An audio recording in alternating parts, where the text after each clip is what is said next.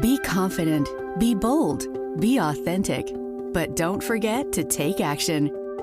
This is Ordinary to Badass, where our stories empower women to step into the spotlight of their own lives and pursue what they're truly passionate about. It's time to step into the arena and become more than just extraordinary. It's time to become a badass with your host, Marie Sonneman.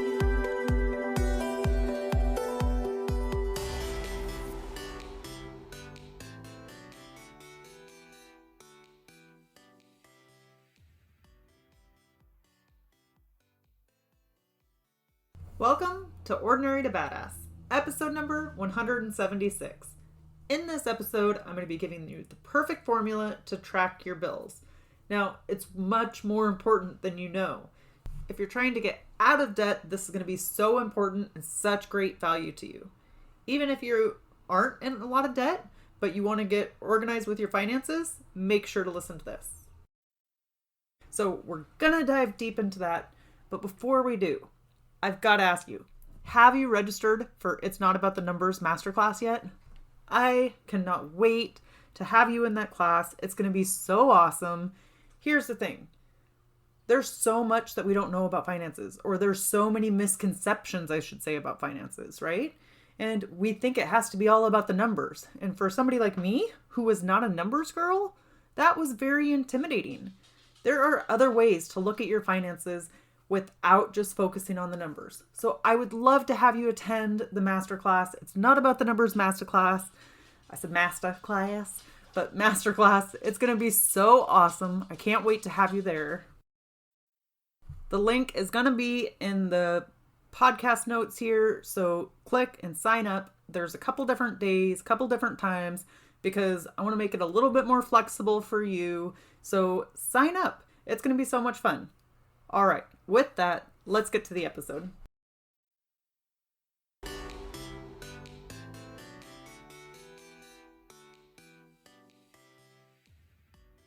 Welcome to Ordinary to Badass. Whether you're ordinary or badass, I am so glad you're here. Today, we're going to talk about the formula to track your bills, and it'll make your life so much easier. This is super simple trick that I know will help you so much. The key to your financial success is largely undervalued. What is it, you might ask? Organization. I wish I could tell you that I am the most organized person in the world. The truth is, I am not. I'm not great at organization. I have a friend that has like everything perfectly in her house. It's so organized. I'm super jealous, but that's also just not me. So I've learned that in certain areas of my life, I do need to be organized. Otherwise, chaos, right? And it's funny because I've heard like the space you live in, what that looks like is like what goes on in your brain. So if you have chaos around you, disorganization with everything, then you're going to have disorganization in your brain, right? Or feel frantic or scattered or all of the things. And so the same could be true for your finances. If everything is in chaos with your finances, or your bills are in chaos and you don't have a way to track everything, then it's probably like that in your brain too. I can only imagine why you feel out of place or scattered. And shoot, I know when I was $106,000 in debt, I was absolutely scattered with my bills, and felt frantic. So question for you. Have you ever been late on paying a bill? Even if it was on accident? How about, have you ever ran around the house frantically looking for a bill because you believed that a payment is about to be due or it was overdue? You just didn't see it come home in the mail, right? These things happen. So it is important to have something or have a place to put all of your bills. So if you're picking up the mail, it's got to go in the same place every single time, right? And if you have kids or a spouse, create a system. Everybody's doing the same exact thing every time. But there's always room for error. So it's good to have a backup plan. Like, yes, let's say put all of our bills here, but if somebody doesn't, if life happens, maybe they get a phone call as they're walking in the house with the mail and they set it somewhere else, or take it up to their room with them, something like that.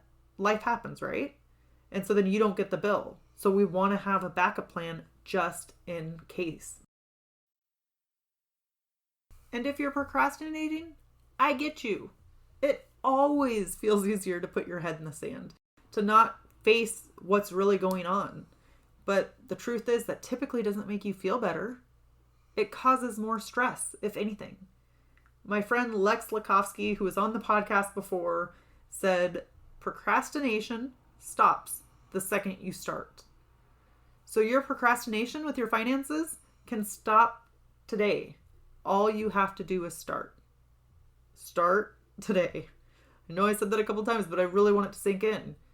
You don't have to be your past story. If you suck with money in the past, if you suck with paying your bills on time, if you suck with being organized or having a place to put all of your stuff, stop. Stop telling yourself that story. Every day you're a new person. You have a new reality. Things can be completely different for you. But if you keep reminding yourself, oh, I suck at bills, I suck at organization, I suck at this or that, it's like, of course it's going to be the same today, right?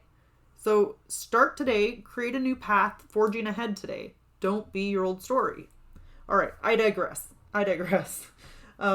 So a formula to keep track of your bills. This is super simple.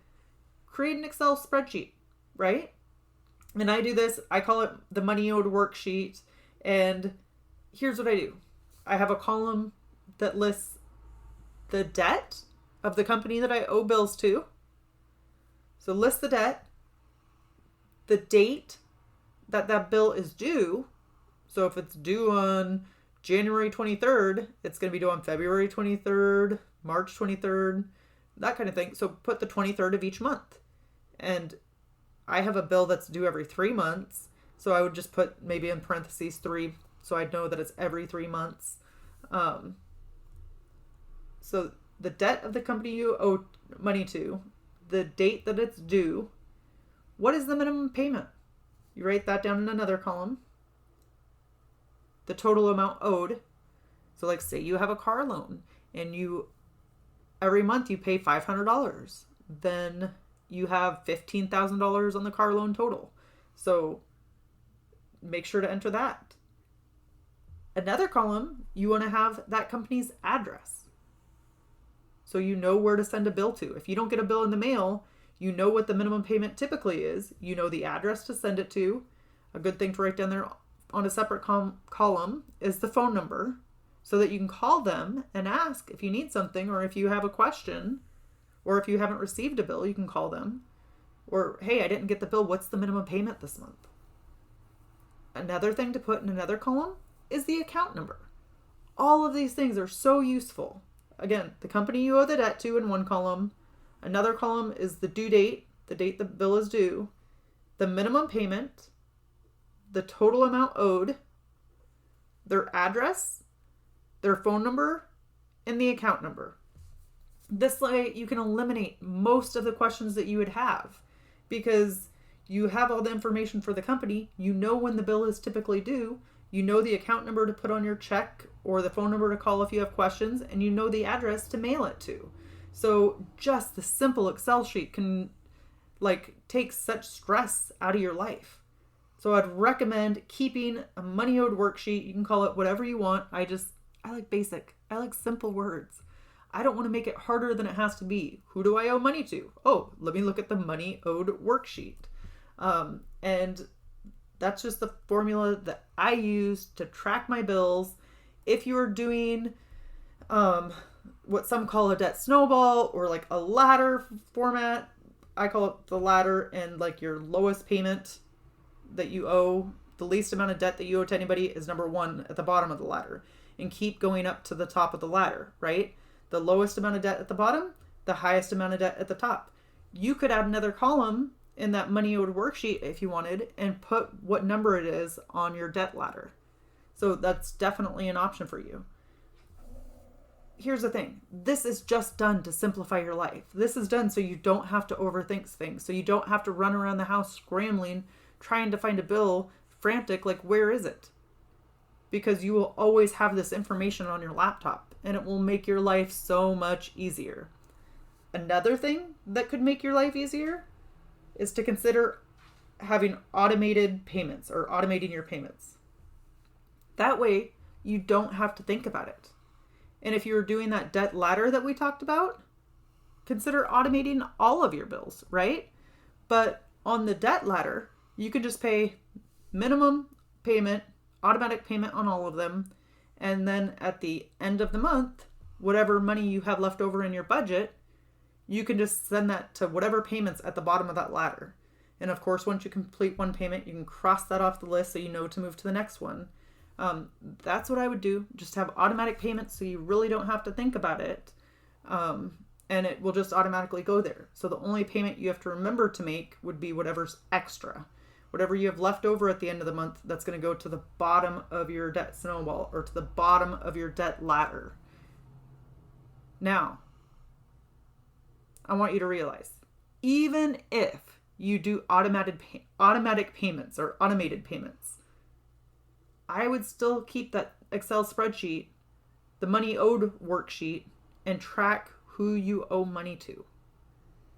Because things go wrong, right? Life gets crazy.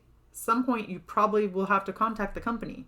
And you don't want to have to go look through your garbage or your shred bin or run all over your house trying to find the information. Just keep it tracked in a spreadsheet and it will make your life so much easier. All right, I'm just going to recap one more time. The formula to track your bills: the debt of the company you owe money to, the date that it's due, the minimum payment, the total amount owed, their address, their phone number, and their account number. And if you want, you can put in the number, create a column for the number on the debt ladder. With that, I want to hear from you. I want to know what you think. How do you track your bills? Do you currently have somewhere that you keep all your bills, that you keep track of who you owe money to? Or do you just kind of free flow? Just do it as the bills come in, like I used to do. There's nothing wrong with that. So hit me up on Instagram, take a screenshot of this episode, hit me up on Instagram at Ordinary to Badass, and let me know. Do you currently track your bills? Yes or no? You could throw it in your Instagram stories, the screenshot that is. Or if you want to hit me up in the DMs, that is cool too. I love to continue the conversation, and it always makes me happy when somebody from the podcast talks to me on Instagram. I like to hear what's going on and what you can relate to, what you're struggling with, all of the things. So let's continue the convo. All right, with that, we'll end our show. To all the badass women out there staying in the arena, wherever you are, whatever you're doing, own it and get after it.